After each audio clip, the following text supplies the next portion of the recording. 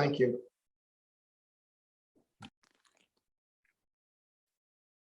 Shabbat Shalom, everyone. Shabbat Shalom. Today's date is November 5th, 2022.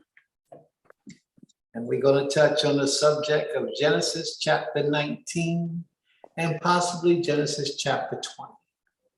And there are a lot of interesting things that's about to come about throughout these chapters. So you have to pay attention, stay focused, hear, listen, and learn. Open your mind up and allow the Most High to speak to you. May the Father guide my mind, my speech, my body, my language, and all those things as I approach unto you, his people, the Holy One of Yisrael. All right. We ready? Okay. All right. Do we have any volunteers to read today? Of course. Boy, that girl, that boy, I tell you, that's what I'm talking about. That's, boy, you see that spirit? She probably was waiting with that phone. Just as soon as he said, I got him. As soon as I finished it out, she said, I got you, Prince. Come on, Prince, let's go. Thank you, sis. I appreciate that. That's the type of energy we need always. Let's go. Genesis chapter 19, verse 1. And there came two angels to Sodom at evening, and Lot sat in the gate of Sodom. And Lot, seeing them, rose up to meet them, and he bowed himself with his face towards the ground. Now let's stop for a second. Last week we read about Abraham in chapter 18, seeing three angels, three men. And these men came to him and they spoke to him. And one of those men represented the Creator, and the other two men represented the angels. And that one that represented the Most High stayed with Abraham and spoke with Abraham and revealed to Abraham all that he was about to do. So Abraham is back with the type of man he is. He's negotiating with the Most High. When have you ever seen anywhere in the scriptures when flesh and blood gets to negotiate with the Creator when the Creator says he's about to do something? But Abraham did. And they went from 50 all the way down to 10, being righteous people in the land of Sodom. And if there was 10, the Most High said he would not destroy Sodom. And there wasn't 10. But those three angels that stood with Abraham, one angel stayed behind because he was speaking on the Most High's behalf. And the other two angels went down into Sodom to visit Sodom, to hold Sodom accountable for all the iniquities of Sodom. Do you think anything like this can happen today in the world that we're in today? Sure. You do, right? Anybody else? Say that. Sister Laurel, say that again, please. Said there's nothing impossible with our Creator. You're absolutely right. This world that we're living in today got Sodom and Gomorrah beat by 100. So if it got Sodom and Gomorrah beat by 100 and the Most High did it to Sodom and Gomorrah, what makes us think he will not revisit this place today with something way worse than what Sodom and Gomorrah did? So this is where we pick off at. We pick up where these angels went into the city. And it just so happened, now, you know, the Creator works in mysterious ways, but it just so happened that Lot, he saw those angels when they came into the city. Nobody introduced themselves to him. Nobody had to say, hey, we're messengers of the Creator. Nobody had to. Lot didn't say, man, I don't believe you. You say the Most High sent you, prove it to me. Show me the Most High sent you. Tell me the lottery number for the night, and then I'll believe you. The angels didn't have to prove themselves to Lot. There's a distinct nature of righteousness that those who walk in a righteous path can gravitate toward and know who you are distinctively. They'll know who you are. And those angels came, and Lot bowed himself with his face toward the ground. I don't know if y'all understand why I read that, so I'm going to say it again. It doesn't say that those angels was the creator. It doesn't say that. It doesn't say that those angels were even coming representing the creator, saying that I am who I am, have sent me. It doesn't say that. But what it does say is that Lot, when he saw them, he prostrated his face to the ground. Somebody tell me why. They were holy men. Out of respect, yeah. Anyone else? Slick eye, and he probably knew the city was wicked. So he may have even known that the creator had sent these men anyways, maybe, possibly. Anyone else? They were travelers, and that is the way they greeted anybody that came into the city. Okay. They with respect, and you know. That's a lot of respect. That's a whole lot of respect. To Yeah. prostrate yourself to the ground. That's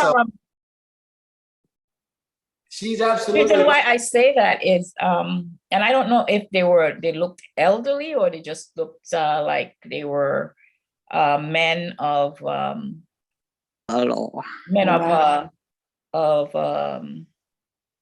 what you call it? Men of Now, renown. Influence, yeah. But I've seen the way that some African country greet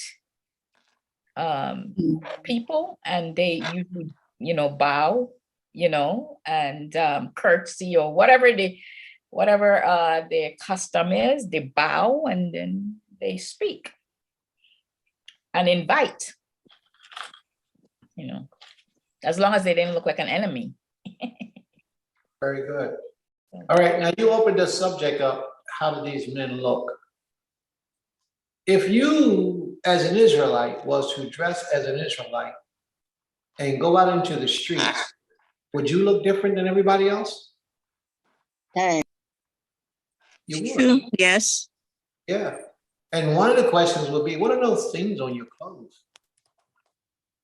See, there's certain distinctions that the Creator has for us as a people that sets us apart from everybody else. Why would we think the angels don't have the same thing? Why do we think that there wouldn't be something holy about these men that let us know what we can see and recognize? For like example, if I'm in the supermarket and I see somebody else walking around with fringes on, nobody in that supermarket might not recognize that person as a special individual. But I, with the trained eye and ear, will see it and automatically go, hey, shalom, because I know.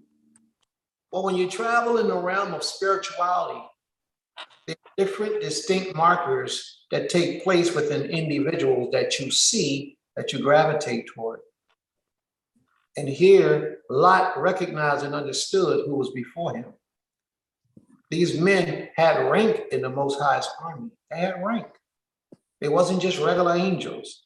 They was angels with rank and authority. They came down to give word back to the Most. See, first of all, word already reached the Creator. Therefore, he said, let me come down here and see if what has reached me was true.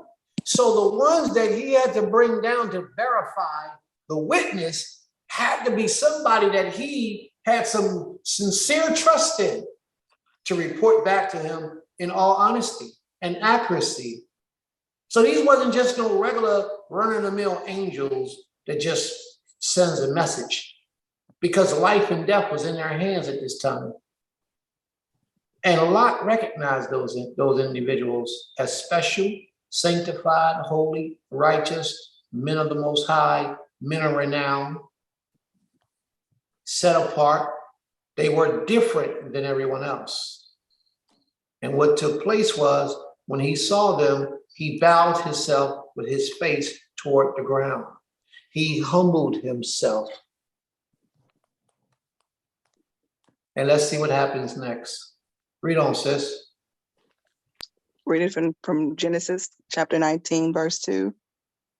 And he said, behold now, my lords, turn in, I pray you, into your servant's house, and tarry all night, and wash your feet. And yea, shall rise up early, and go into your ways. And they said, nay, but we will abide in the street all night. They said, no. Now, Sister Drusilla, this verifies your answer, because this is how you treat visitors. He said, behold now, my lords, Adonim, turn in, I pray you, into your servant's house. Come into my house and stay within my house. Wash yourself, wash your feet, get something to eat, and rise up early and go about your way. And they said, no. What Lot did was showed how we are supposed to treat strangers that come into our town that we already know are holy men, let alone strangers within themselves, but especially strangers that we know are sent on a mission from the Creator just because they came to see us. Lot didn't know what that mission was. Lot tried to get them to stay in his house because that's what you do honorably to people. It was probably getting close to the evening, so he said, stay all night and then get up early after you get some rest and go on your way, thinking that they're going somewhere else. But they had a mission and they were there in his town for the purpose of his town. And then they said, no, but we're going to remain in the streets all night. What were they going to do? They were going to walk around to investigate, to check out, to see if this information was true, but they wouldn't have made it. They wouldn't have made it to see if that information was true. They would have just had to wreak havoc and start killing people because the inhabitants of the town were that wicked. They couldn't see the righteousness that these men displayed. Just like you, my sister, just like you, my brother, a lot of people won't be able to recognize the Spirit of the Most High that dwells within you. They won't be able to distinguish the difference between you and the average person because they themselves don't have the spiritual inclination to be able to discern righteousness. They don't see it. Their spirit will see it. And what their spirit will do is repel against you in your natural form. Try to make things difficult for you, make things hard for you, won't like you, won't want to talk to you, want to put stumbling blocks before you, because their spirit is not of the spirit that your spirit is. Your spirit is supreme by nature. The Almighty governs your spirit. But their spirit are governed by the adversarial forces of evil, the dark stages. That's where their spirits are governed by. Therefore, it'll be a conflict there. So the people of Sodom and Gomorrah, who contained much conflict in their spirit by nature, because they did it so long, it became habitual and natural for them to do. Because they opened up their spirit, they opened up their minds to allow evil to come in, so it became a part of their nature. That's what I'm saying. And when they did that, when those men would have came through, they would have attacked those men. They would have tried to rape those men. They would have tried to gang up on those men and have their way with those men, which would have ended up causing everybody to be destroyed, even Lot, because those men would have turned around and said, Father, bring down the hell. And the Most High would have rained fire and brimstone from the heavens, and even Lot and his descendants would have been destroyed. So let's see what happens after Lot says, here, come stay in. They say, no, we're going to stay in the streets. And watch, Lot wouldn't give up because Lot knows what those streets hold. How many times do you have somebody that wants to do something, like with your children maybe, want to go somewhere and want to do something, and you got to spoil their plans. And you say, nah, you ain't doing that. You can't do this. I don't want you to go. You can't go. Stay in the house. Don't go nowhere. Don't go outside. Well, no, I want to go. Dad, I want to go. I want to go. They're bad children. They're going to throw a fit. And it's all because they don't understand. But you, servants of the Most High, you can see.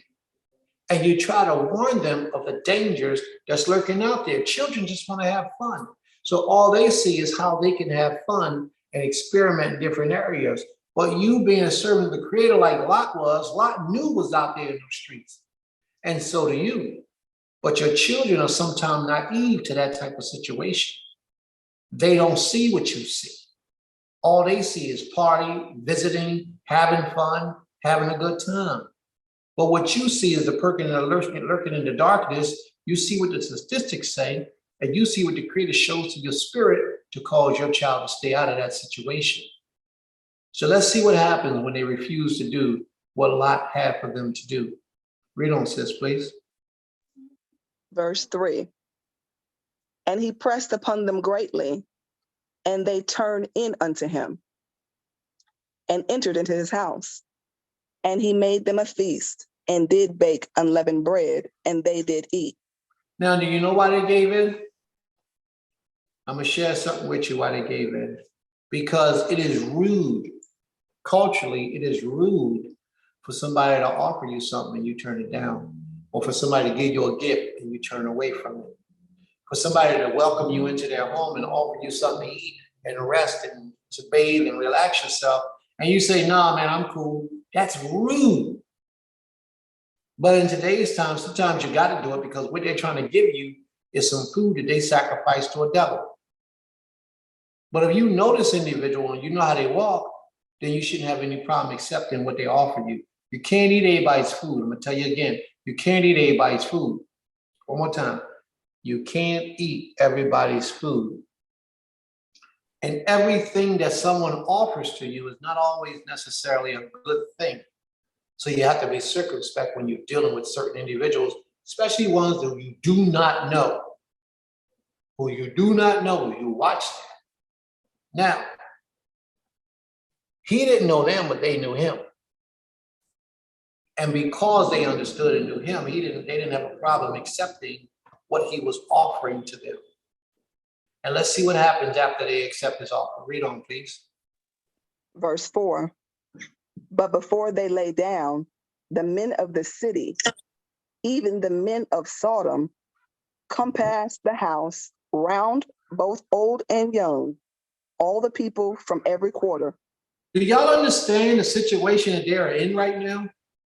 They didn't leave out nobody, the old, the young, all the men who were the heads, all the men who represented the city, all the men in that place surrounded Lot's house. Why?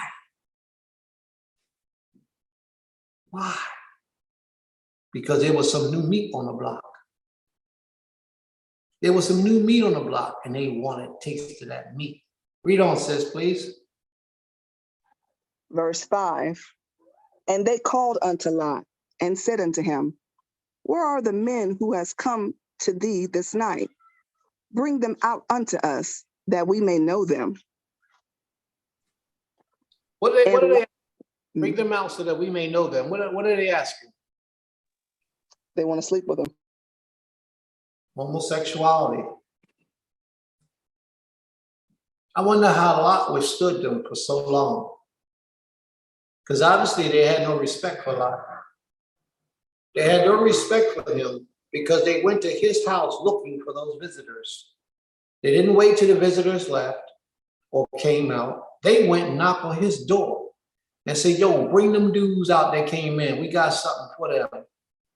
So they didn't respect Lot. He didn't earn their respect when he was there. I wonder how he survived there for so long. Read on, please. And slick eye. My dogs had puppies yesterday, so they may be whining in the background. I apologize. Young dog. Dobermans. Oh, okay. All right. Verse 5. Slick eye. Verse 6. And Lot went out the door unto them and shut the door after him. So obviously, let me backtrack that. Obviously, Lot did have some respect with them because these dudes were savages And he knew they were savages, but he closed the door and went out and talked to them and closed the door behind him. He didn't overpower them, but he had to have some kind of respect in their eyes because they could have just overpowered him and ran in his house. But they didn't. But let's see how this thing goes. Read on, please. Verse 8. Verse 7, look on. And said, I pray you, brethren, do not so wickedly. Behold now, I have 2 daughters who have not known a man. Let me, I pray you, bring them out unto you, and do ye to them as is good in your eyes. Only unto these men do nothing, for therefore came they under the shadow of my roof. So you know what that means when visitors come under the shadow of your roof? Mm. You have a responsibility for them. You absolutely, you have a responsibility for their safety, their security, their pleasure. You have a responsibility. Do you know that even in the laws of the United States, if the police is chasing a man because he committed a crime, if he runs into the doors of a church, they cannot go in and get him? That man now falls under the constitution of that church or that synagogue or that house of worship. They cannot go in to get that man, even if they seen him go in. They have to sit out there and wait till that man come out. Or they got to petition the people who are responsible for that place to send the man out. Well, lawfully, they cannot go into that house of worship or that place. Because when you get somebody coming into you, a visitor, they're now under your care and your leadership, your guidance, and you have to provide for them. And it's wrong for anyone to come in and try to take them out. Extremely wrong. Even in the laws of this wicked place, they have that law in place. But let's not play it down. Lot was willing to sacrifice his own flesh and blood for these 2 men. His own flesh and blood. He was really ready to sacrifice. He said, listen, I got 2 young ladies. This also shows you a lot about Lot's life because his daughters, now what do I say? This also shows you a lot about Lot's life. Here it is, he has 2 daughters that's of age to have children, and they're virgins. How hard is that to do in the midst of a wicked city? But Lot achieved it. These daughters was of age to have children. If you don't believe me, you'll find out later in the story. They were old enough to have children, but yet they were still virgins. So that's the manifestation for me of the greatness that Lot achieved in his lifetime, living around all those wicked people, almost like we are today. How many of our young daughters are virgins today that are old enough to bear seed? How many of them are virgins? And if they're not virgins, how old were they when they lost their virginity? Why do I say that? Because that's a reflection of us, of poor parenting on our behalf. Poor parenting on our behalf, not to teach them to honor their chastity. And I don't think any of us have fallen short of that. Every one of us have someone or several that we have raised, and we raised in this truth, but yet we failed them in that way to instill within them how noble it is to maintain your purity unto the day of your marriage. And we all just have to acknowledge that we failed. I know I acknowledge I failed in that area in my life. I tried. They didn't listen. They got to a certain point where they wanted to do what they wanted to do. But had I had some land to uproot my children and take them to, chances are things would have been a whole lot different. We like Lot right now. We're like Lot. We in the midst of all this hell. Our children go to school. They're influenced with this negative behavior. They spend more time in the system than they do at home receiving righteousness. And then the righteous father or the righteous mother, we only righteous on the Shabbat day. All the rest of the week, we do whatever we want to do. So how else do we expect our children to turn out? Unless we can provide them a safe haven that's going to give them 24 hours of safety, security, and righteousness. This is why it's so important that we build this community. This is why it's so important for our future generations to come.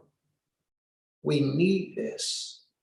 If we are to survive and survive bringing forth righteous behavior to the earth, we need this and more communities like this. Read on, please. Tell us where you at. Genesis chapter 19, verse 9. And they said, stand back. And they said again, this one fellow came in to sojourn, and he will needs be a judge. Now we will deal. Wait, hold up, sis. Please forgive me. Please. Sometimes I like to jump in the middle of the sentence. Please. They said, wait a minute, who the prince think? I mean, who the Job think? Who the Lot think he is? This joker just got here, and he gonna judge us and tell us whether we're righteous or wrong. Hey, let me tell you something. They gonna do that to you, fam, when you try to tell them about themselves. They gonna do that to you. What makes you think you're better than us? Hey, yo, I don't think I'm better than you. That's not what this is about. I'm just trying to open your mind up toward righteousness and show you your evil, the wickedness that you do. And what do they do when they hear that? They start automatically turning around like you think you better than them. That ain't what this is about. This is just about you needing to change your behavior. You need to reflect on the actions that you're doing. Watch this. Read on, please. This one fellow came in to sojourn, and his will needs be a judge. Now will we deal worse with thee than with them? And they pressed hard against the man, even Lot, and came near to break the door. So they started jumping on Lot. They feel like they getting ready to have their way with him. And they say, we're going to do worse with you than we're going to do with those other two. Oh, you getting ready to get it. They pushing Lot so much, Lot probably out there rumbling. They don't care. They going to bogart. They going to beat him up. So much that the door almost came down. But watch what happens. Watch this. Read on. Verse 10. But the men put forth their hand and pulled Lot into the house to them and shut the door. They reached all that and pulled Lot back into them. And then they shut the door. They had to be super strong because they just said the door was about to fall in. Remember, they was trying to break the door in? But they got Lot out the way, and then they shut the door. Let's see what happens next. Verse 11. And they smote the men that were at the door of the house with blindness, both small and great. Wow.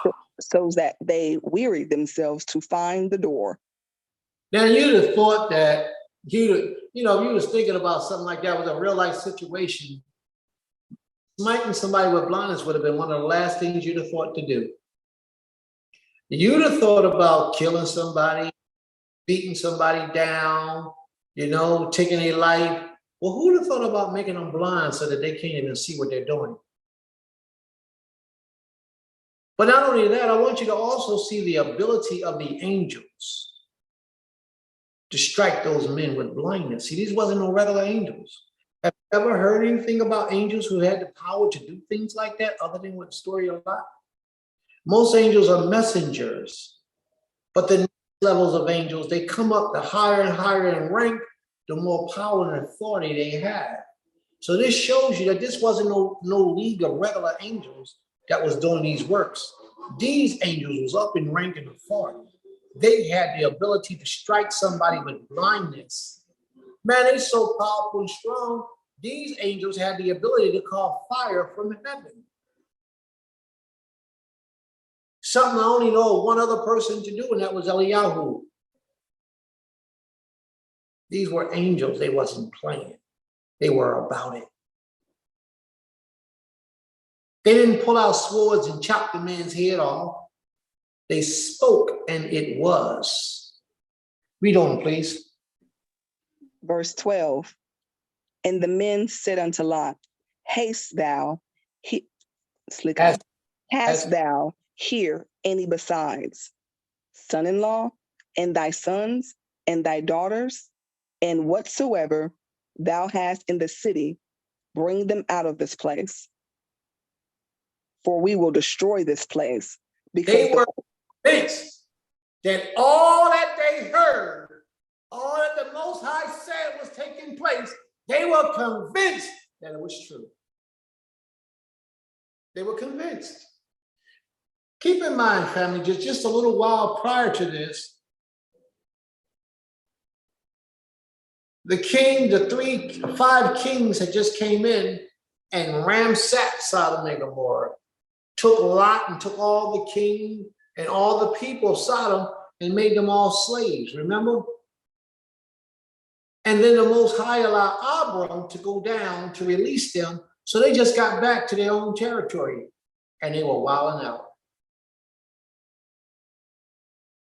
Keep that in mind as you're reading. Read on, please. verse 13. For we will destroy this place, because the cry of them has become great before the face of the Creator, and the Creator has sent us to destroy it. He did what? Has sent us to destroy it. I tell you, these wasn't regular angels. They wasn't regular angels.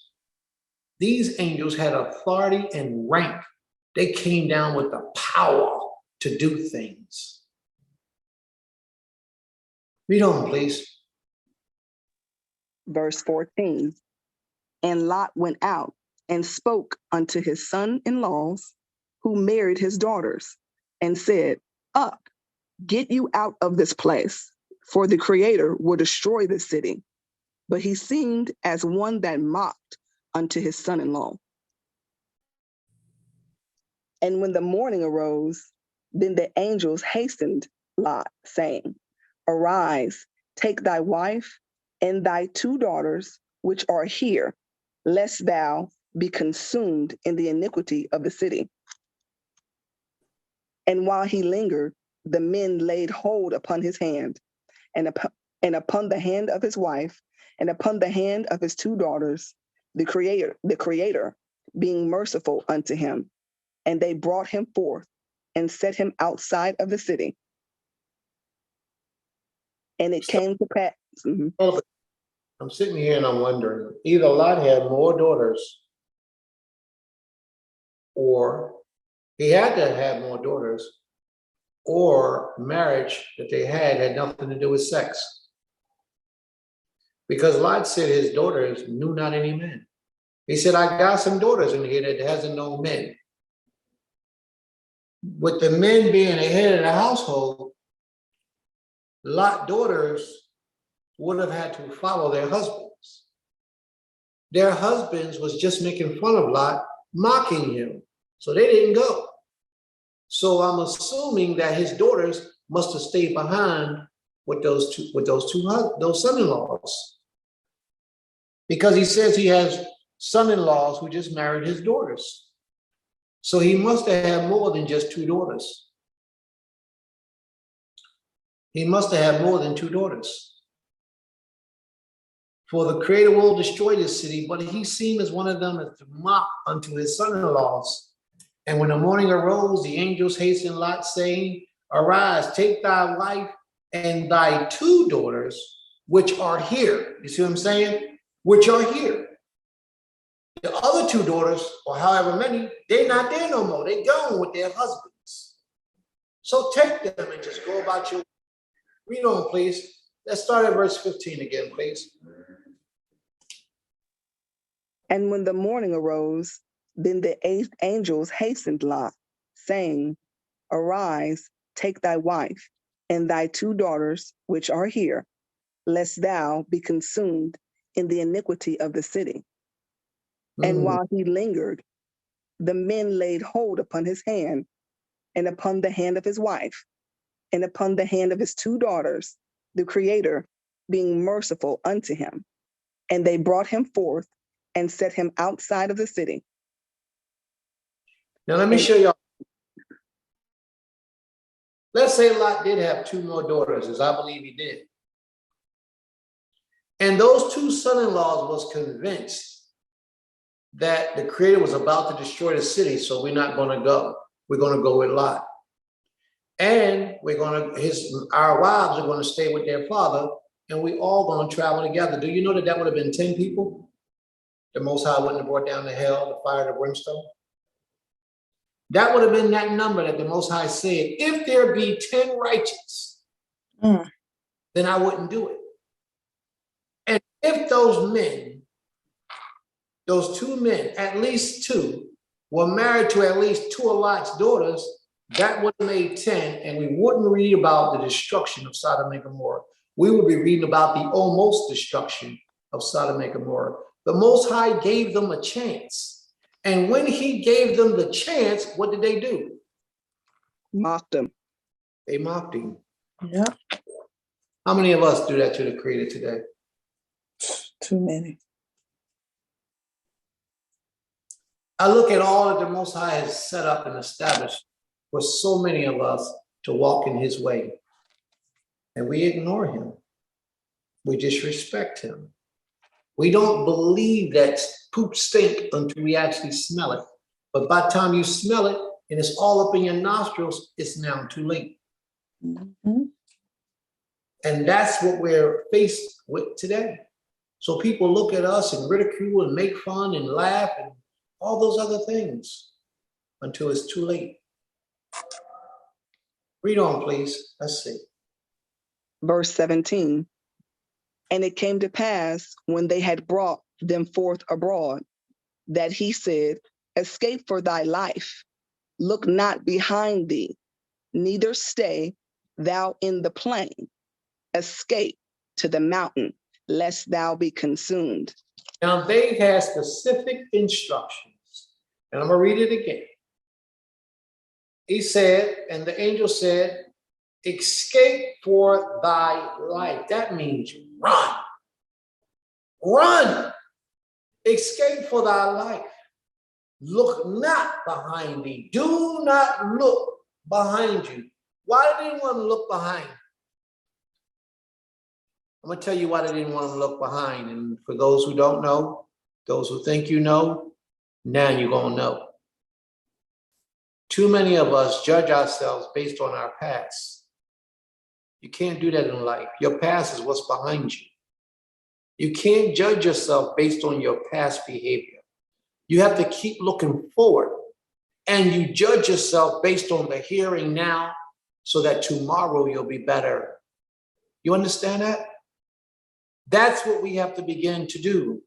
You can hold on to your memory of the past, but don't keep going back there, revisiting it, getting depressed, downtrodden, going out there sinning, I'm a whore, oh, I'm a whoremonger, or I'm a thief, or I rape people, I steal, I kill. I ain't been loyal to the Creator, I eat pork.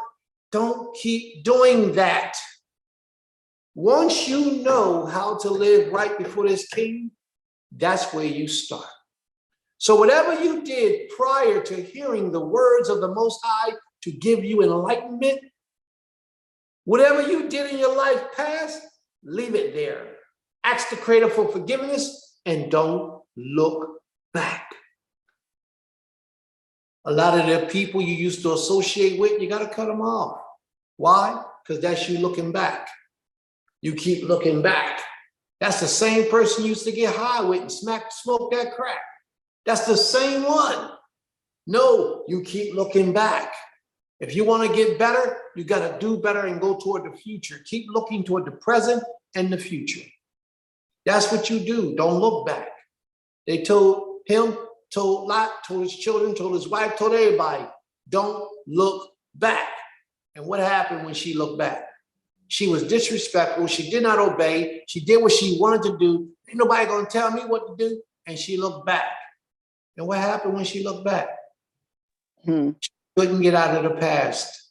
And there's a lot of people right now that can't get out of the past because they let their past be their measuring rod to govern them and their actions.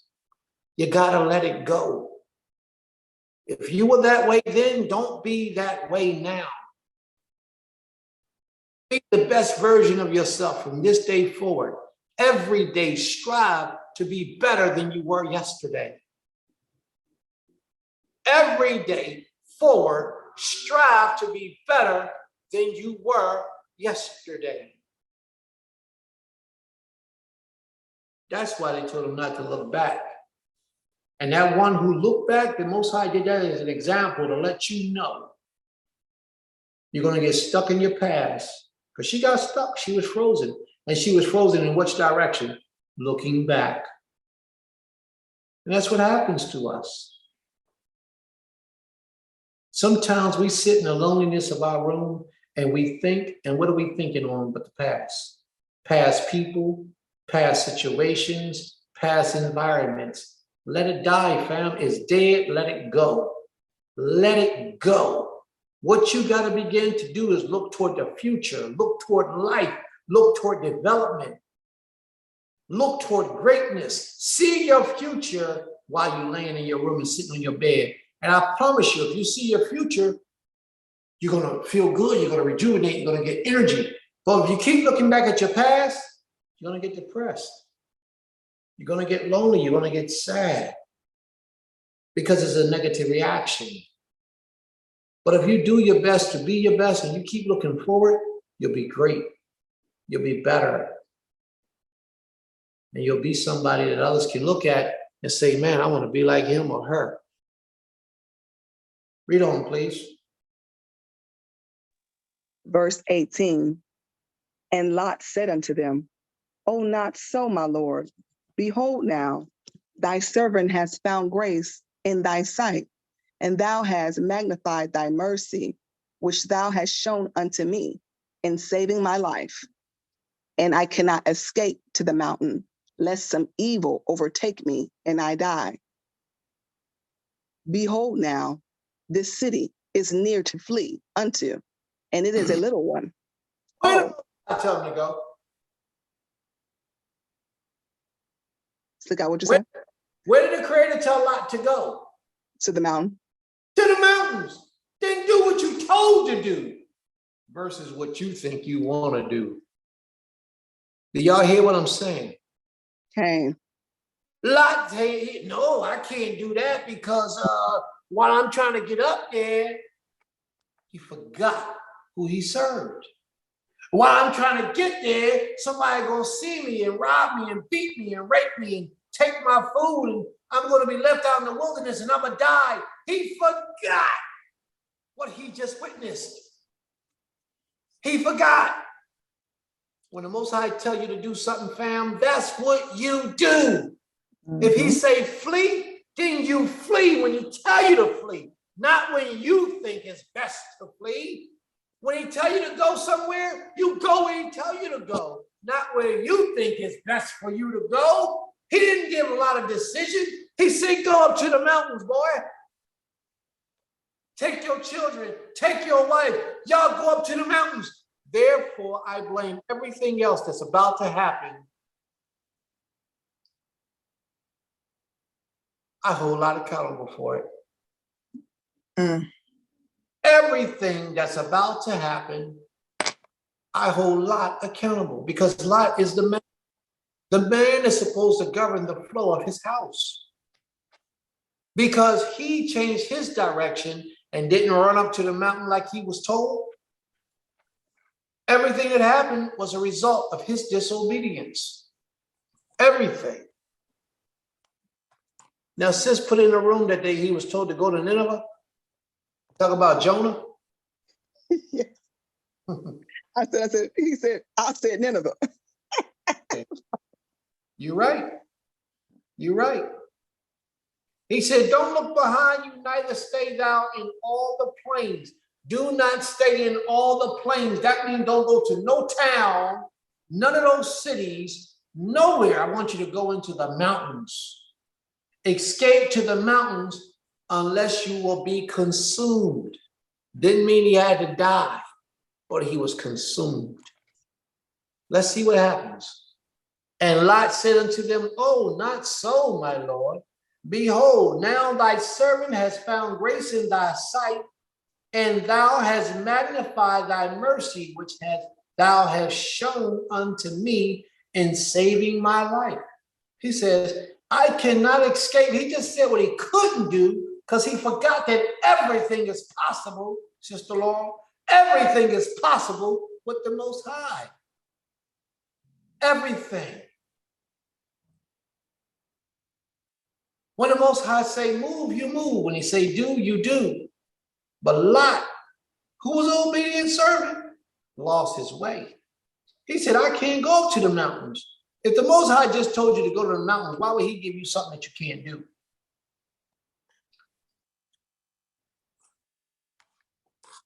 He said, I cannot escape to the mountains, lest some evil take me and I die. And he was absolutely right.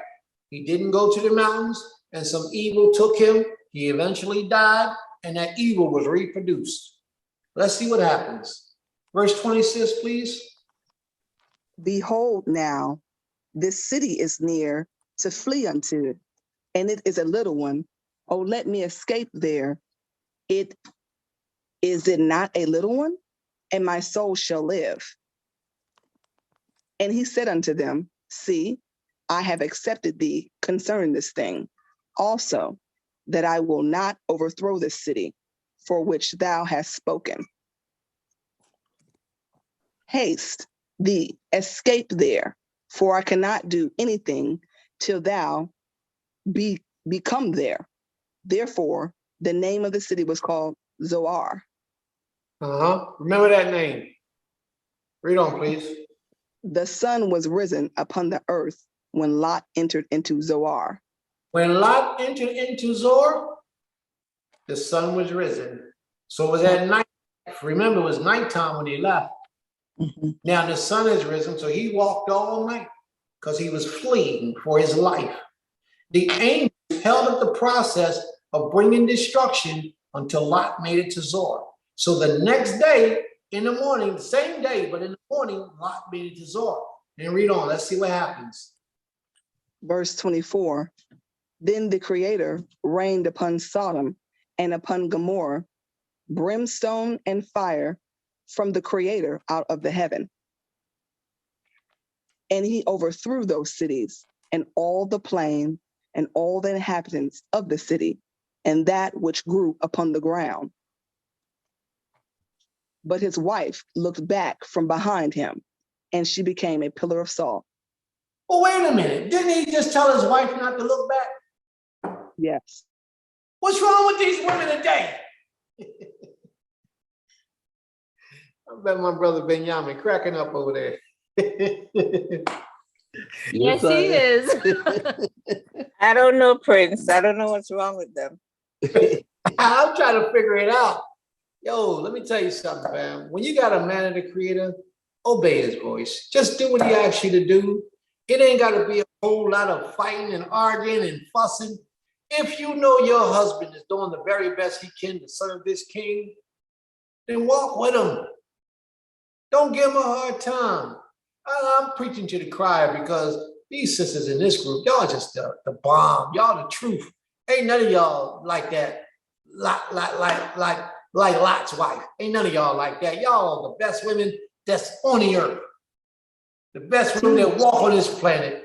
I can't hold y'all and compare y'all to these wretched young ladies out here in the streets today that don't want to listen, that got all the answers and do what they want to do. Y'all don't even compare to those women. Let those women go. We got the true women here. The examples, the future of the nation of Israel. That's what we got in this room today. Go ahead, righteous sister, keep talking.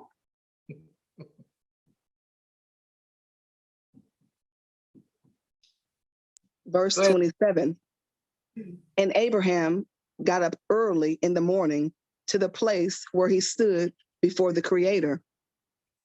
And he looked toward Sodom and Gomorrah and toward all of the land of the plain and beheld, and lo, the smoke of the country went up, and as the smoke of a furnace.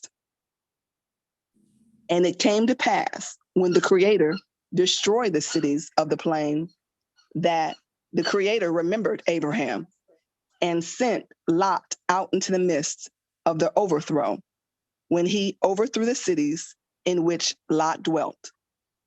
Now, something I want you to keep in mind. Sodom wasn't the only city that was destroyed. It said all the lands of the plain. That means all the towns and the surrounding towns were all destroyed, except for Zoar. Zoar wasn't destroyed because Lot was there. Had not Lot went there, Zoar would have been destroyed too. One person can bring salvation for a multitude of people. What I say? One person can bring salvation for a multitude of people. So remember that family that you was praying for earlier, asking that the Most High will help your family who are not in this way. You can be the salvation piece for your family. You can lead them back to the Most High King. First thing you do is you got to earn their respect through your behavior, how you conduct yourself, the walk that you choose to walk, the things that you will and will not do has to reflect the mindset of a righteous individual. You can't be righteous when you want to be righteous, but then you're a whoremonger later on in the evening. And your family knows that you do things you ain't supposed to do. You have to stay that path of discipline and righteousness for good. And then every once in a while, you're dropping a jewel on them. You're trying to bring them in. You're trying to let them see the goodness of this king. You're trying to talk to them and let them know how the Most High is to you. Therefore, make them want to do the same thing so that they can be good, so the Most High can be good to them too.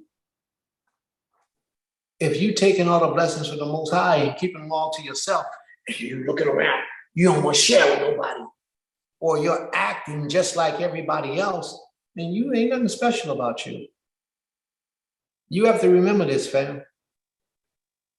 We've been walking this walk for a long time. What changes have you made in your life in the last 5, 10, 2, 3 years? What, since you've been in this walk, what changes have you made in your life that others can see who knew you from your past life? What changes? Because if there's almost none, then you ain't doing a good job of worshiping the Creator. There should be drastic changes in your life taking place, unless you've been doing your very best for the last 3, 4, 5 years, 10 years. If you've been doing your best even since then, there will be changes, but everybody else might not notice it because they already know you keep the Shabbat. They know not to invite you out on the holy days. Let me share this little quick story with y'all. It's this guy that I work with. He does all the work. I just tell him what to do. Yeah, I like that. Sounds good. Thank you, Creator. I just tell him what to do. He argues with me, he fights with me, but he gets the work done. He has a construction company, and we hire him to do certain things. That's what I mean by I tell him what to do. So we hire him to do certain things. So him and I have been working now for about close to 3 years together on different jobs, different things that we do. So this guy had a baby last year. This year, his baby's having a 1-year-old birthday party. Actually, it's today. So he's having a birthday party for his daughter today. It starts at 7 o'clock tonight. Now, what people do you know start parties for babies 7 o'clock at night? You know why his birthday party for his daughter starts at 7 o'clock tonight? Because he wants me and my family to be there. He gave out the flyers. On the flyer, it says it starts 7 o'clock. He did that just for the Hebrew family that he worked with. He did that just for us. We got blood family members that don't do stuff like that just for us. But this man wanted us to be there so much, so bad, that he held off his baby's birthday party, a 1-year-old baby. He held it off from starting at a regular time, 3, even 4 o'clock in the afternoon on the Shabbat. And he started the party tonight at 7 o'clock because he know the sun be down. and the Hebrews can come out. That's a wonderful thing. Now that's honor, that's respect. But our lifestyle, all the years we've been working together, you got to shut down on Friday before the sun go down, because that's the Shabbat. And he'll laugh and joke, but on Friday he had to shut it down. He respect that. He respect that. And now here it is, he set up for his birthday. They doing things that they do, worldly things, and they're basing it on the principles of Israel. I think that's a good thing, at least in my opinion. I think that's a good thing. I got family members, my blood family, that don't move in that type of spirit. Mhm. My blood family. But this brother went out and did it. So we gonna show up tonight. Oh, Amy, we gotta stop and get a birthday card. Mm-hmm. But we gonna get there. Chris Willen will be there. May the Most High be pleased. All right, so let's get back to Lot. Let's get back to Lot and what we were just talking about. What was the last verse we read? 28? 29 We did? We read 29? came, but I can read it again. Abraham just got up and looked towards Sodom and Gomorrah and toward all the land of the plain, which was all the cities, and everything was smoked up, burnt up like a furnace. Go ahead, sis, you got it. And it came to pass, when the Creator destroyed the cities of the plain, that the Creator remembered Abraham and sent Lot out of the midst of the overthrow, when he overthrew the cities in which Lot dwelt. Mm. And Lot went up out of Zoar and dwelt in the mountain, and his 2 daughters with him. So he finally obeyed. He finally got enough sense to do what the Creator told him to do. So watch, let's go. For he feared to dwell in Zoar, and he dwelt in the cave, he and his 2 daughters. Now, I want to put emphasis on this. You probably read this story 100 times, but I don't know if you read it as a debt as we read it today. Why did Lot say he wanted to go to Zoar? Because it was a small city. And what was the other reasons? Convenience. Mhm. I think it's convenience. He was afraid to dwell in mountain. Very good. What did Lot's reasons was why he wanted to go to Zoar instead of going up to the mountain? He didn't want anybody to see him and kill him. There you go. He was fearful of his life. Is that correct? Okay. Yeah. Remember earlier when I was teaching, the Creator said for him to go into the mountains, but he came up with a better plan. No, I want to go to Zoar. Let me go to Zoar because I'm afraid to go to the mountain because some evil might befall me. Somebody might grab me, rape me, kill me, murder my children. We don't want to go there. Can we go to Zoar? Sometimes the Most High lets you do what you want to do just to show you to shut up and listen to what he said. Right. Mhm. Mhm. He got right in Zoar, and why did he flee from Zoar? He was Because afraid. he's in fear of his life.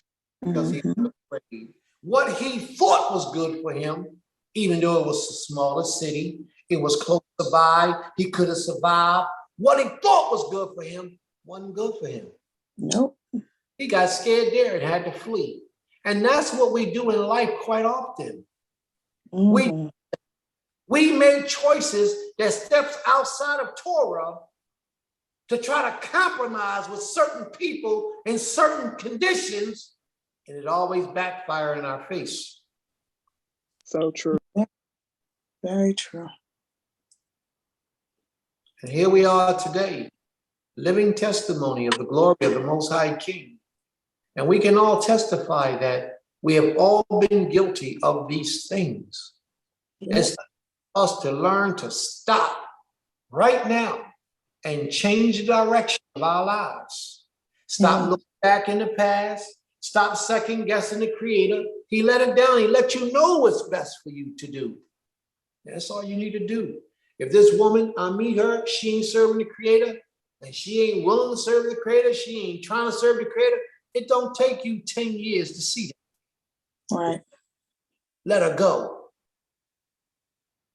I met this man, and you're a woman. I met this man, and he's talking about he gonna start coming to class and he gonna stop eating pork. He gonna change his life. And it's been 6 months and he ain't did nothing yet. Let him go. Let him go. You've been talking to these people for how long now about the Most High? And they ain't done, how long it's been? Let them go. Your ways are never better than the Most High's ways. Never. It will never work out in your favor. But I got this job, and this job won't let me take off on the Shabbat. Let it go. Mhm. Let it go. It's never going to work out for you when you go against the Creator. I promise you. Lot thought that was going to work for him. Lot said, hey, listen, I heard what you said, Malachi, but I want to go over here. This is right there. It's closer. It's safer. It's a little town. Ain't it little? He said, did he say, ain't it little? Yeah, it's little. Oh, I can organize. I can structure. I can run that better. I can defend myself better. All the evil people are on the way to the mountain. I don't want to go that way. But if you would have did what the Most High said, even though the evil people was on the way to the mountain, touch not mine anointed. They couldn't do you. They couldn't do anything to you because you're doing what the Most High said for you to do. Mhm. Even if they wanted to do something to you, they couldn't do nothing to you. Can I ask a question? Anything? Oh, question? I don't know. Can we ask questions? Or you got to hold questions to the end of the lesson? Oh, okay. You want to make a comment? You want to make a Huh? comment? What we talking about? Well, yeah. Yes. What I ask- mean, gotta write that- I was gonna, well, it's kind of a question comment. Write it down, sis, and the whole room too. Okay, Just so we can in protocol. will do. Thank you, sis. Appreciate that. Sister Ornette, what we leave off at? 29? Verse 31. 31, okay. Did we read all that? No, we didn't. No, sis, We did, Yes. but I can go back and read it. thank you. Thank you. Can you start at 30, please? Verse 30. And Lot went up out of Zoar and Can I- dwelt in the mountain. Can I interrupt you for a minute? Just question. How many people said, Prince, you said, don't look back?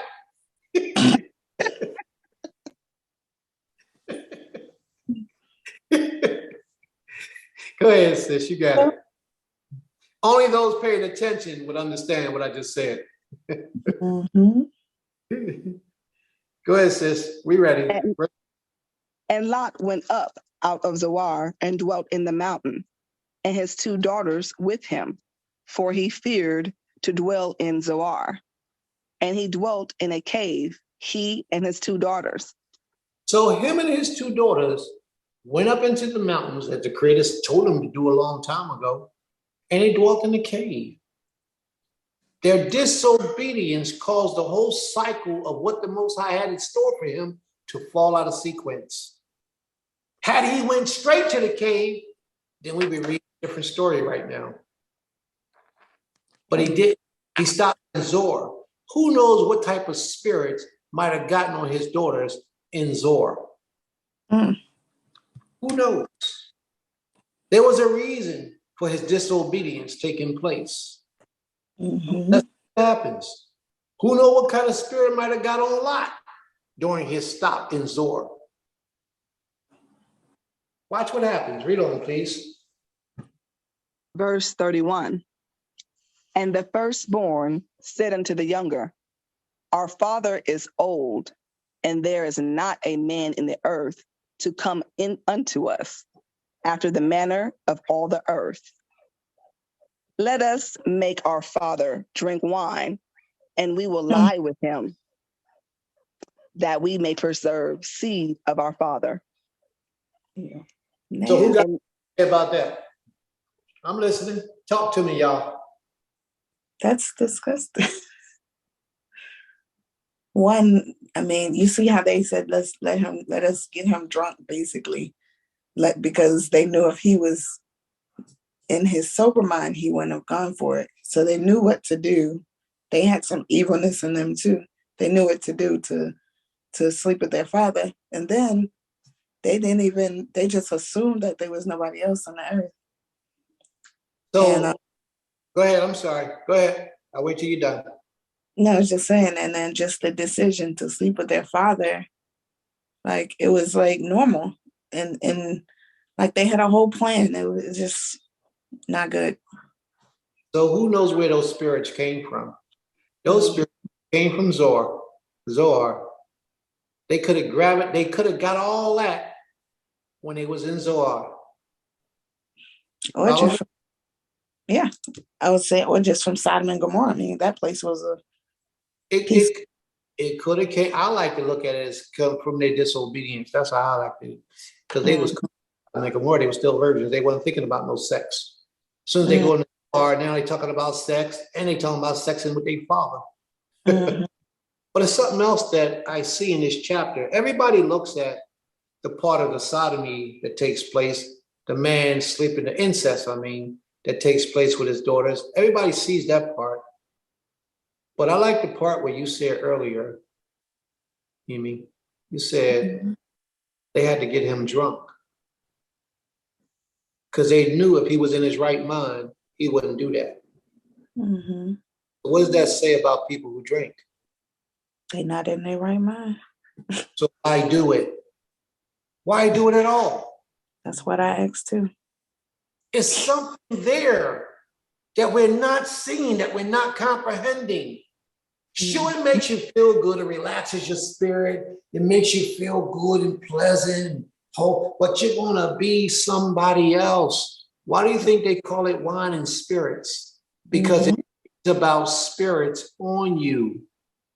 It opened up your channels. It allows spirits to speak and to do what they do to you. It takes you out. Why do you think they say when you drink, you tell the truth, you speak the truth? But when you ain't drinking, you can't tell the truth. Why do you think that's so? Because it's not you.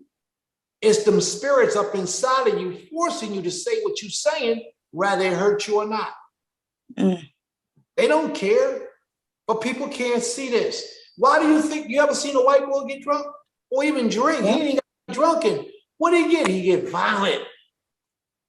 They get brutal. 90% of them, they want to fight. They want to wrestle. Black men are the same way, except we don't get as violent as the Europeans. People of color the same way. You change. You become someone else when you, well, I just like to feel a little good. You just like a little bit of an influence of a spirit. So you take a sip or two. You just like a little bit of it. So you don't drink that much, only on occasions.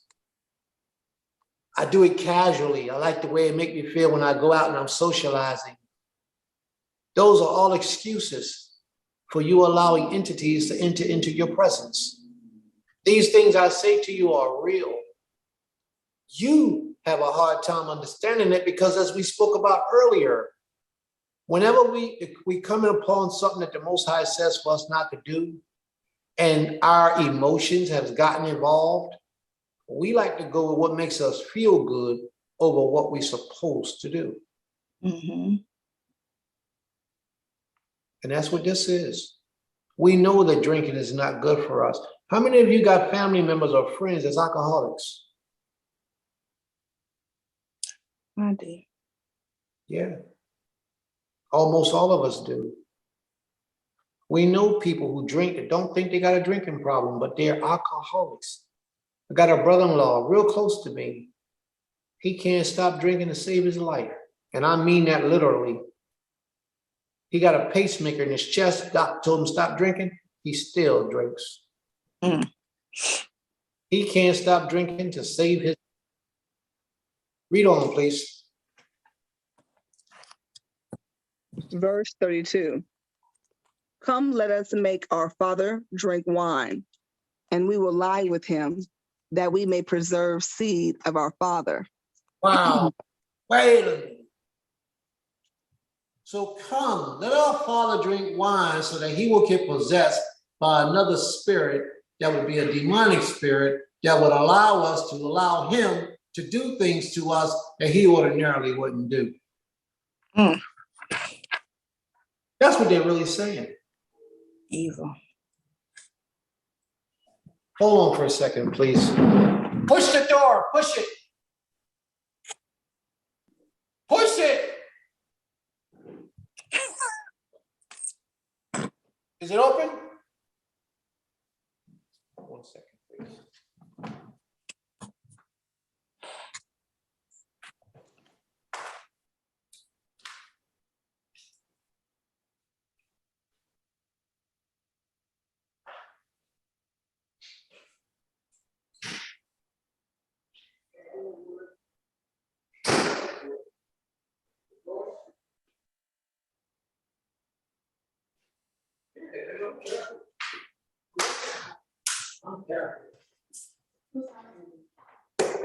Whose house you standing in? Forgive me, family.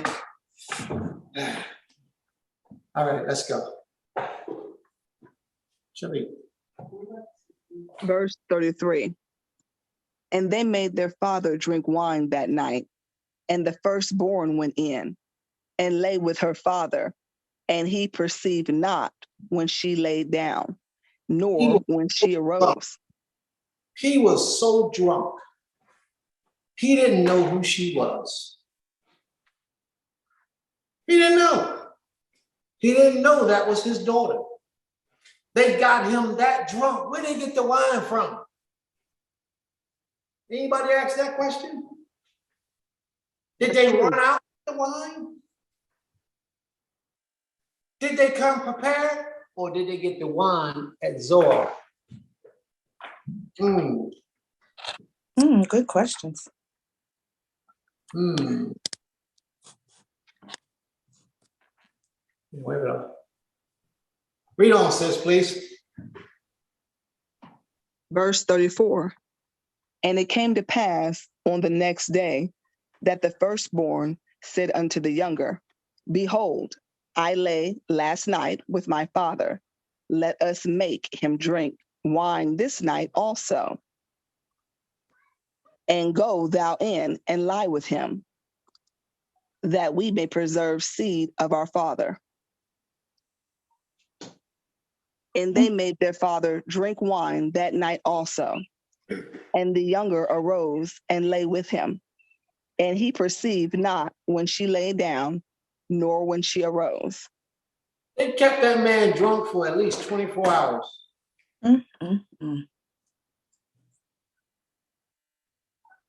He was so drunk, he didn't even know that those was his children.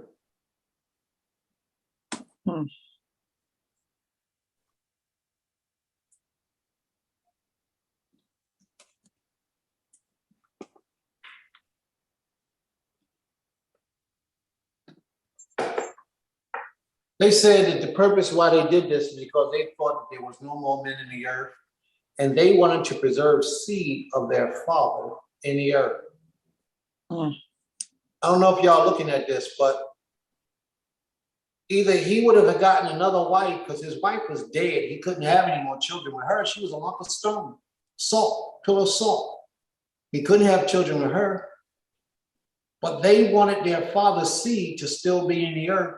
Therefore, that decision upon themselves to lie down with their father. They thought everybody on the planet was dead. They thought everybody was dead. I can kind of understand that, but the inhabitants of Zoar wasn't dead, were they? Why didn't they go back there and get a woman? So something entered into them to cause them to possess them to do such a thing. And I think that it happened at Zoar, where they were. Read on, please. Verse 36. Thus were both the daughters of Lot with child by their father. From one night of sexual intercourse, they mysteriously happened to get pregnant.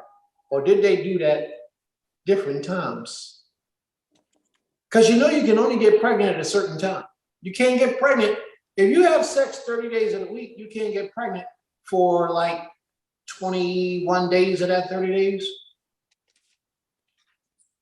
It might even be 26 days of that 30 days. You can't get pregnant. If I'm not mistaken, it's 3 days before and 3 days after your menstrual cycle. So that's like 6 days. So for 24 days, you can, if they had sex with him anytime prior to them being on their ovulation, they couldn't get pregnant. But just so happened that both of them got pregnant. Maybe they were ovulating together, because you know that the moon has an effect on the human body. The relationship between women that live in the same household is really, really powerful and strong. So it is possible that they both were ovulating at the same time. But what would be the possibility or the chances of everything taking place at that time while they were ovulating, and they came up with this idea to have sex with their father? It's a lot to think about.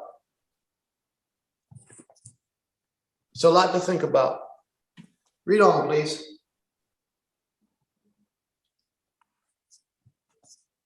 Verse 37.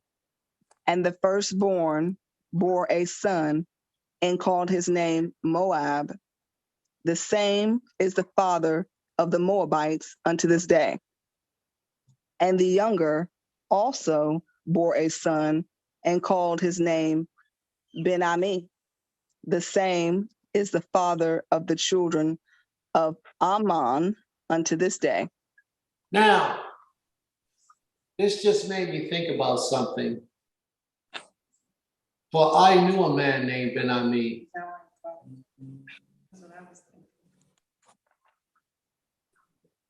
And he had sex with his daughter, from what I was told from people who live in the land.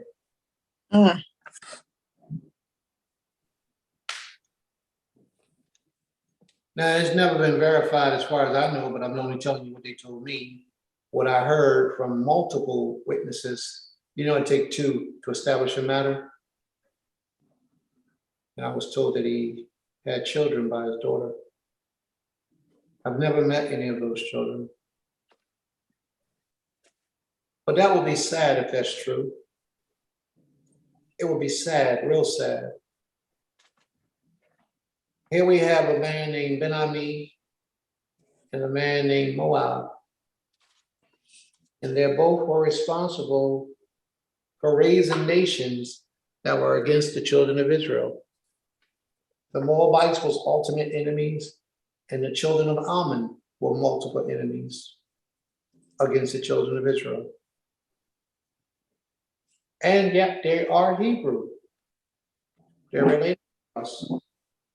They're Abraham's seed, or brothers, not seed, but his family.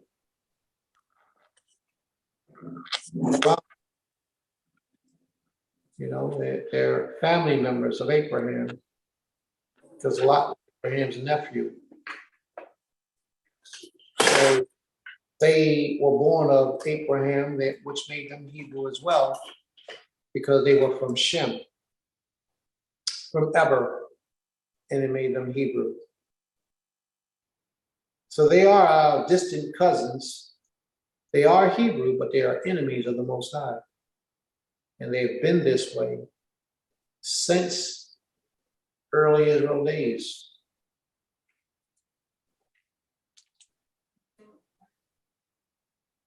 Yeah, probably so. Well, we're at the end of our chapter. Are there any questions? Sister Cecilia, you did have a question. Would you like to ask your question, sis?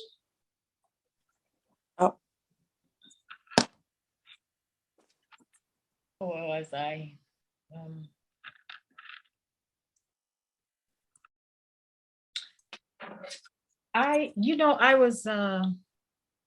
Do you think that going up to a mountain that has no establishment, nothing up there, right? The first thing I would be thinking about is wild animals, not necessarily people, but wild animals, and maybe when he said evil will befall me, I would think that maybe I would have an accident if I'm climbing. I don't know how old Lot was. So when he said evil will may befall me if I go up there, I don't know that he necessarily meant by the hand of man, or maybe beast, or accident, or it could be all of the above, right? And that would be the first thing. If there was nothing built up there, no, I would be thinking about wild animals. And also when they left Zoar and went up to the mountain as the messenger had instructed them, I think time passed, right, before the decision was made by these two girls, because they lived there. They in the cave. I'm sure they had to eat. They had to go out, get food. They knew how to maybe grind grapes to make wine, because that's what they did. Maybe they had grapes up there. I don't know. They knew how to make that wine. They knew how to actually make it ferment for days, so that it can be turned into to alcohol. And I'm sure it could be that while they were in Zoar, or even while they were in Sodom and Gomorrah, they knew how to make that wine. Maybe they made wine to their people drank wine to not think about their troubles, not think about their disappointment, not think about sadness, And so they use that to that excuse to mate with their dad, and to carry on their his seed. So I'm just saying that time possibly had passed while they were living up there, and they had to think about that in order to, because it appears that there were no other people living up there from what they said, that's my take on it. Well, that's a very good take, and I can see where you're coming from. But keep in mind, you just make wine out of grapes. You can make wine out of any kind of fruit. Well, yeah, and you can ferment anything. So I mean, they didn't know how to ferment it. You just leave it there. But the point, let's say they didn't bring the wine from Zoar. Let's say they didn't, and let's say everything that my sister is saying is true.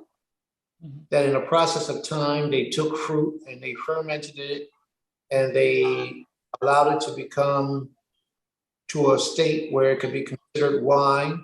And then it's a plot. They got their mind together and they figure out how to do it. And they got their father drunk, and they got their father to impregnate them, however it be, because it's very odd that they got pregnant on that first time. Very odd. But the other thing I want to emphasis to is, look how productive these young ladies were. See, that is not really, a lot of people don't pay attention to that. First of all, they knew, how many people here today know how to make? You went out. I didn't hear the question.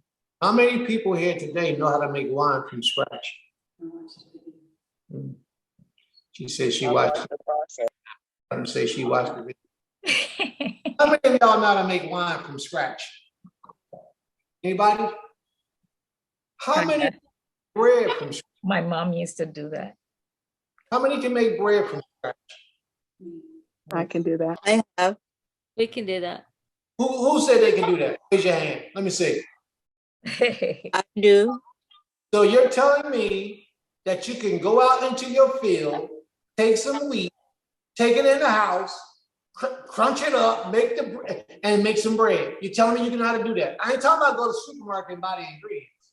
I'm talking about making from scratch. Yeah. Hand going down. Who said yes? Laurel Yeah. said, Sister Laurel said yes. Sister Abigail, did you say yes? No, I put my hand down if I can't go to the. He said, oh, yeah.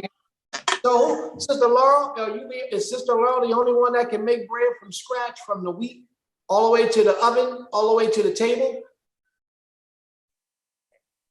I can do that.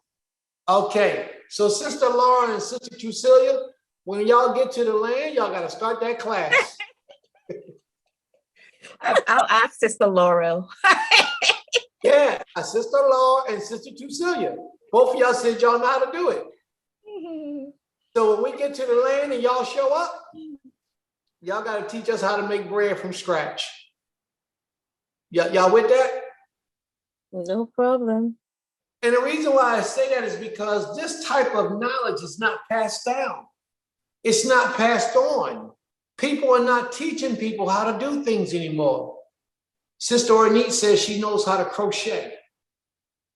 Ain't that right, sis? Cain. All right, then you got to start teaching people how to crochet.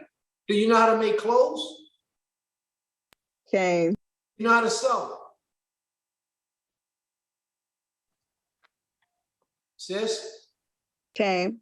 See, so there you go. We got somebody who know how to deal with the food from scratch. We got somebody who know how to sew and make clothes. Yo, we should never be broke, y'all. We should never be broke. Because take this knowledge, pass it on to a few people, and those 5-6 people can start, just those 2 trades alone can supply all we need for a long time. Just those 2 things.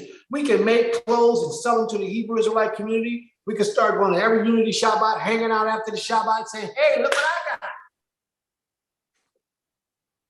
Plenty of people sell fringes, but there ain't plenty of people that sell 100% natural wool fabric clothes with fringes on them and decked out and for a reasonable price. We can do that. We can make our own stuff. We can hustle this up. We can make, man, listen, what we waiting for? I used to do that. What we waiting for?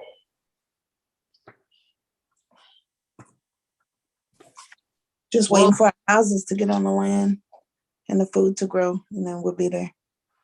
Yeah. These are the things that we need to be doing, family. And people like you all are very instrumental in building this nation. Very instrumental. And we have to begin to focus to put all of our energy and resources into this place, into this movement, so that we can provide and become self-sufficient like we know we need to be. We don't need to be having people in our community living off of a welfare check, because we have too many resources within us to be able to help provide for ourselves. Yeah. There should be nobody where we don't have enough food in the household. Man, I don't want to get into that stuff. You know, that's going to take us into another direction. But these sisters was very knowledgeable of some things. Very knowledgeable. They knew how to make wine. And a lot of us don't know how to make wine. We got an ideal, but we don't know how to make wine. And my sister, 2 of my sisters said they can make bread from scratch. Man, y'all don't know how that make my heart feel. Having that type of knowledge to do that, from the plant to the table. Powerful. And I watched the video on how they make flax, the material. And I watched that video and it was very informative. And they let the grass grow. And then after they let the grass grow, they cut the grass down and they beat the grass. And they do all type of stuff to the grass, and it becomes, the little threads become a material, and then they weave them all together. They tighten it up, and it becomes cloth. They take that cloth and they stitch it together, and now they got a garment. I can't wait till those days to see something like that happen, from the ground to the back. everything that we wear, we can make from scratch to finish. The things we probably have to resource out, and even the shoes, we can make the sole of the shoes too. With the animals, we can cut them and dry the skin out. Yo, man, we can do this, man. Seriously, we can do this. We can do this. I seen in one country, this poor country, where this man used to make his wealth from making shoes from old tires. You know how people take old tires and discard them? Well, this man would take the old tires and he would cut them out in shoes and make shoes, the soles of shoes from the old tires. And then the top of the shoes look like Yeezys. You know how the Yeezy sneakers look? He would take the shoes and sew across through the rubber, and the shoes will last a long time. Mm-hmm. And I mean, that's creative. But this is the type of stuff we can do. When we have to, we can. And if we don't have to, we can find another way to bring resources to the community. All right. So I thank you all for your attendance today. Are there any other questions?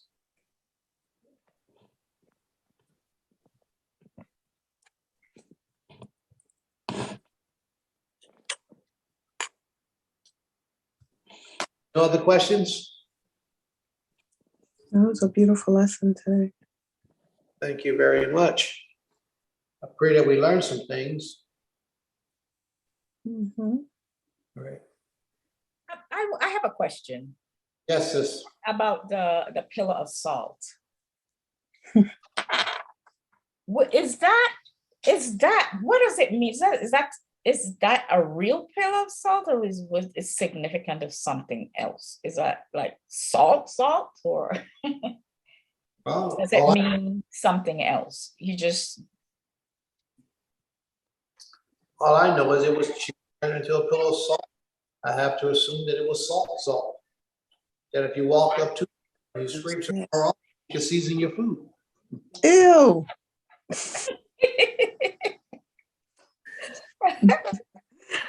Oh gosh. I don't know. I guess it doesn't matter what's going on inside us, when we're told to do something, the Creator tells us to do something.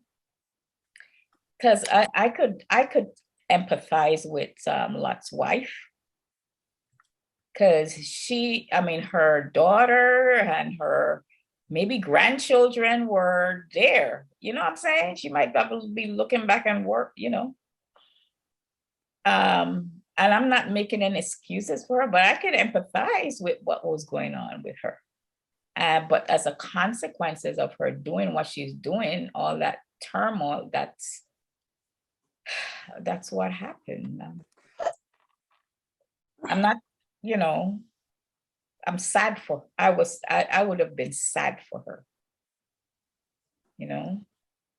because I'm looking at her children, maybe her 2 daughters, her married daughters, maybe they had grandchildren. Well, back there in Sodom. Huh? And as women, our heart goes out for our children. More so, I don't know if more so than the fathers, but it is. It goes out there for our children. Not that the fathers don't feel it as much. Even the scripture said Lot lingered. When he lingered, that means he was like, oh my goodness, it's like in his height. The messengers had to grab him, force him out. It's hard. That's a rough thing to take, Mm-hmm. Lot lingered. That's what it said. Lingered, and in the mercy of the Creator, those messengers grabbed all of them and pushed them out of that city. It's tough. This is It's true. a rough thing that they had to go through. you know? And I don't know how old these virgins were. They might have been in their youth still. To me, 13, 14, 15 are still youth. Of course, they had their menstrual. They, in order to do that, to ovulate and gain babies, they might have been young, you know? Yeah. And that was their mind, that was their mindset, you know?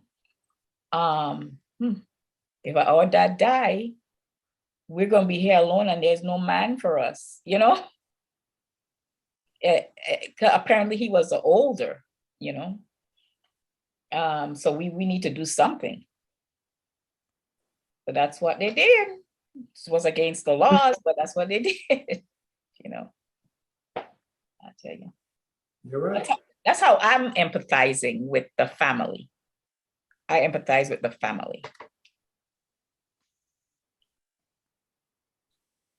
You're right. Are there any other questions? Thank you for your input, Sister Trucia.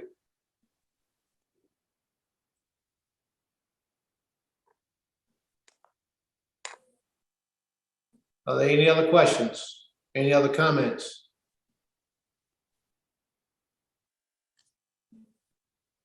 Okay. Sister Ornette, would you mind closing us out in prayer? Are you able to?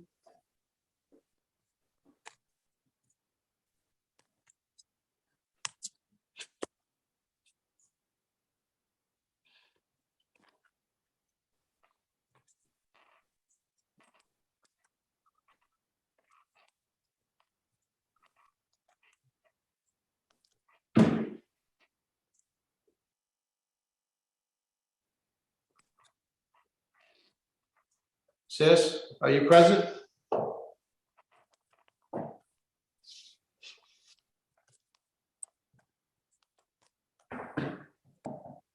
Sister Ornette, Kane, are you able to make prayer today? the next time around, I'll be ready. Consider that. Sister Malka, could you close us out in prayer?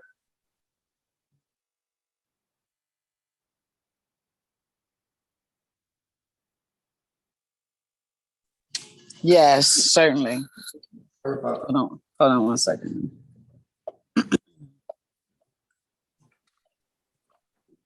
Hallelujah. Hallelujah. Hallelujah. Abba Yah, we come before you and humbly thanking you for everything and all things. We're asking for permission to approach your throne. Hallelujah. Father, we just thank you once again for another Shabbat day, another Shabbat service, another great lesson, another great teacher, another great moment in time, this time in which we will never see again, that you've provided for us on this day. We thank you for the lesson that we just heard. I know I've heard that story many, many times, but today I learned several things. So I'm sure that the more we hear something, the more we can receive from it, particularly when we have our mind and spirits open to receive. Father, I thank you for all these, your people that are on this line. I'm asking that you watch over each and every family that's represented, each and every family member. Father, you know each and every one of us. You know the needs. You created us. And we thank you, Father. Thank you because we know that when we don't know, we know that we can come to you, that you are the true and living Elohim. We thank and praise you for everything that you've done. We thank and praise you for everything that you're going to do. And most importantly, I thank and praise you for that message, don't look back. That was a very powerful moment for me today. Don't look back. There's nothing back there for you. So, Father, I just thank you because I see you. I see you in everything that we do and in everything that's happening, even in my own life personally. I see you. And I hope that we all can continue to see you in everything that we do and everything that we encounter. You are an awesome, great, mighty, awesome Elohim. We're so blessed to know you and to know who we really are in you. Watch over us as we go about our different ways and our journeys. Keep us all under your protection, Father, and help us to all know how to love on one another. Help us to learn each other and each other's personalities so that we can continue to grow and develop and grow this ministry that we're currently in. Grow this camp that we're currently in, Father. As you send the people, show us how to extend the love. We thank you, we praise you, we love you. We'll continue to give you glory. You're so worthy of. Thank you for Amore. He gives of himself so freely. He gives of himself, nation building. Nothing can break his spirit. This is your man of God, and we see it clearly. We say thank you for giving him to us. We thank you for his wives, his family, the first family of this camp. Bless them, Father. Every need, every desire, and every want. Help us to make that community come to full fruition. We thank you, we praise you, and we love you. We'll continue to give you the glory you're so worthy of. Hallelujah. Hallelujah. Hallelujah. Todaya. Well, thank you for that beautiful prayer, sis. Okay. Yeah, hallelujah. All right, family. Can you, Sister Abigail,